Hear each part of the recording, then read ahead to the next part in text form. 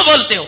خواجہ اجمیری رحمت اللہ علیہ نبی کے حکم پر ہندوستان کے اندر آئے، کیا بات لے کر آئے تھے؟ امت دعوت کے پاس آئے تھے، امت اجابت کے پاس آئے تھے. دھوکہ دیتے ہیں. ہر ولی نے دعوت و تبلیغ کی، ہر صحابی نے کی، ضرور کی، لیکن امت دعوت کی، امت اجابت نہیں کی.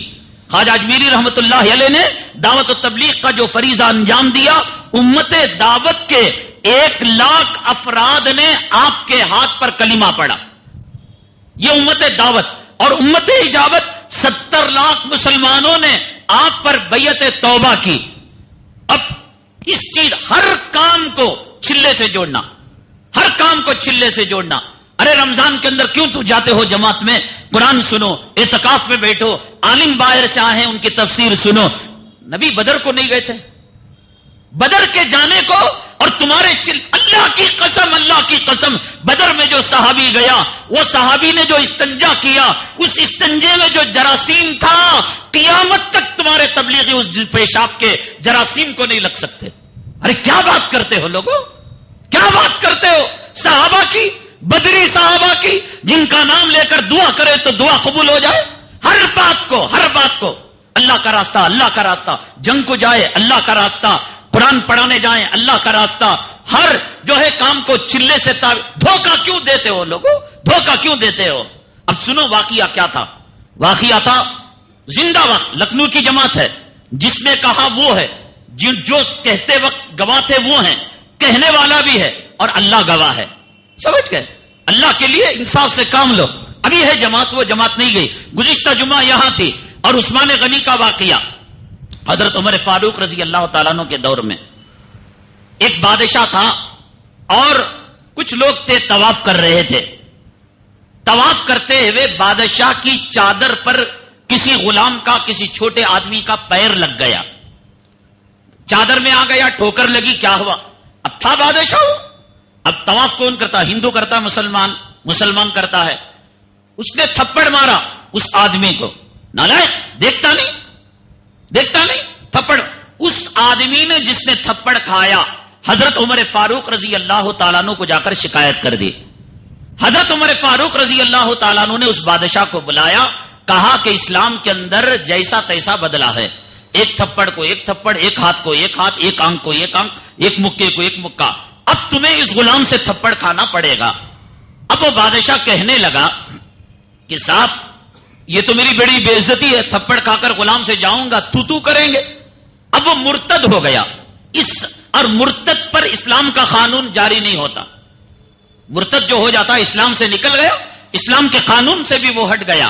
دو ہی راستے تھے، اسلام پر باقی رہتا، غلام کا تھپڑ کھاتا، یا اسلام سے نکلتا، بچ کر اپنے گاؤں بھاگتا. مرتد ہو کر چلا گیا، اپنے گاؤں کے اندر، اپنے ملک کے اندر چلا گیا. اس وقت مولانا الیاس صاحب تھے، یہ چلا تھا، یہ 4 مہینے تھے. اللہ کے لیے بتاؤ مجھے، کہیں بخاری میں کوئی 4 مہینے بتا دے، چلا بتا دے، کلام پاک کی 6666 آیتوں میں کوئی اسے بتا دے، منہ مانگا انعام دوں گا. ہر بات کو قل ھذہ سبیلی ادعو الی اللہ، اسی راستے کی طرف میں. یہ راستہ کوسا؟ 4 مہینے کا. استغفر اللہ، استغفر اللہ. یہی تو وہ بدعتی کہتے ہیں. وَيُطْعِمُونَ الطَّعَامَ عَلَىٰ حُبِّهِ مِسْكِينًا وَيَتِيمًا وَأَسِيرًا. وہ کھانا کھلاتے ہیں تو براکٹ میں کیا لکھتے ہیں؟ 11ویں کھلاتے ہیں.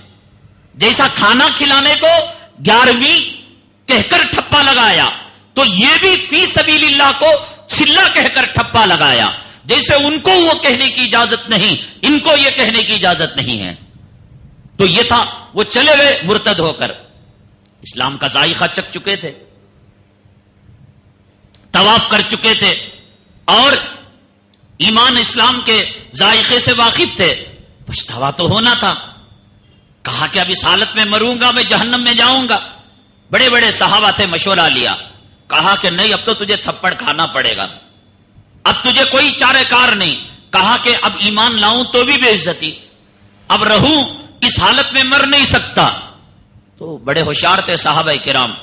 تو کہا کہ ایک کام کرو، حضرت عمر فاروق کی بیٹی کے لیے نکاح کا پیغام دے دو. تو انہوں نے پیغام دے دیا. حضرت عمر فاروق نے کہا کہ کافر کا نکاح مسلمان سے نہیں ہو سکتا، تم کو اگر میری بیٹی سے نکاح کرنا ہے تو ایمان لانا پڑے گا. اب قبول کر لیا. ایک ان کو بہانہ چاہیے تھا ایمان اور اسلام کو قبول کرنے کا. صحابی نے مشورہ دیا تو انہوں نے ایمان اور اسلام قبول کر لیا. تو اب اس کے بعد یہ ہوا کہ حضرت عمر فاروق نے کہا کہ جاؤ ان کو بلا کر لے آؤ تاکہ ان کو تجدید کلمہ کرائے، ان کو ارتداد سے توبہ کرائے اور ایمان اور اسلام میں داخل کرے. صحابی جب ان کو بلانے لے کر گئے تو جانے سے پہلے اس بادشاہ کا کفر کی حالت میں انتقال ہو گیا. اب اس واقعے کو اٹھا کر لوگوں چلے میں نہیں جاؤ گے، 4 مہینے نہیں جاؤ گے تو تم تک دعوت کی بات پہنچنے سے پہلے موت آ جائے تو ایسی موت تم مرو گے. واقعہ کوسا فٹ کہاں کر رہے ہیں دیکھیے. ایک صاحب کنک پورا کے اندر آئے تھے، بامبئی کی جماعت. جھوٹ بولو تو خدا کی لعنت مجھ پر، خدا کتے سور کی موت سے بدتر دے مجھے. میں جھوٹ نہیں کہتا، میں کہتا ہوں کہ لوگوں درست کر لو، اپنے ایمان کو درست کر لو، بزرگوں کو تہمت لگانے سے بچو.